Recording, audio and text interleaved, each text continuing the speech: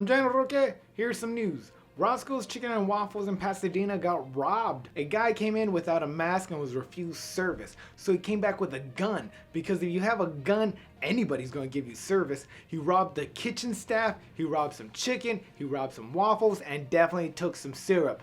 But he messed up. He didn't take the hot sauce. What is this, your first time at Roscoe's? You always gotta get the hot sauce. Canada has officially declared the Proud Boys a terrorist entity. This is expected though, because Canada is years ahead of America. Canada has legal weed, Canada has universal healthcare, and now Canada has a stance against white supremacy. It's kind of hard to say the Proud Boys are white supremacists because they call themselves boys. At this point, it's pretty clear that other countries are taking the January 6th coup way more serious than the United States is. There are more Canadians with the problem that happened on January 6th on Capitol Hill than there are Republicans. Canadians are openly condemning this, where Republicans are saying, you know, it wasn't that bad. It's like a tour gone out of control. Amazon lost a court ruling where they have to pay $61.7 million to their flex drivers. The lawsuit says that Amazon was using the flex drivers' tips to ensure that they were making the bare minimum that Amazon promised them. This is not okay because Amazon was stealing their tips instead of just paying them the bare minimum that they said they would pay.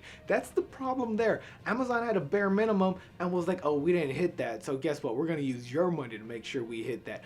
Amazon can't do that. They're not the government. The Federal Trade Commission said that they are going to redistribute this money to the drivers, and a lot of those drivers have probably moved on to a lot of bigger and better things, like jobs with benefits. Probably just Lyft and Uber.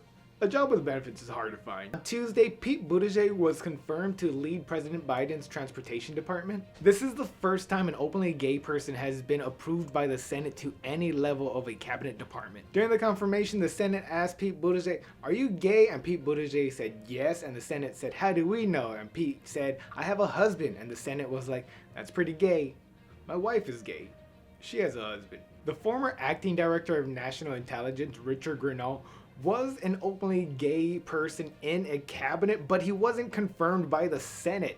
Trump just put him there and was like, hey, you work here now. And the Senate was like, we have to vote on this. And Trump was like, eat shit, he works here. Chuck Schumer and Mitch McConnell both agreed to have a 50-50 power split, even though that the Democrats have a majority lead, with Kamala Harris being the vice president having to be a tiebreaker maybe. One of the reasons the Democrats said that they had to do a 50-50 split of power for the Senate is because a lot of the committees were being held up due to the last administration's rule. But in actuality, it's because the Democrats are weak. Chuck Schumer, his name should really be Cuck Schumer. Are you serious?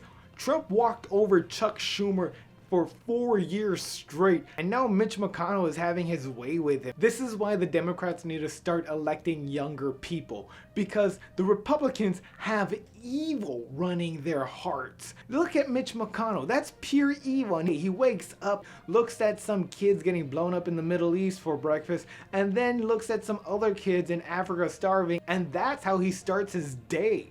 Chuck Schumer, I'm sure he has a lot of good intentions, but he's too old. Fighting like that takes a lot of strength. You can't be old and fight. You need to have some young youth in you.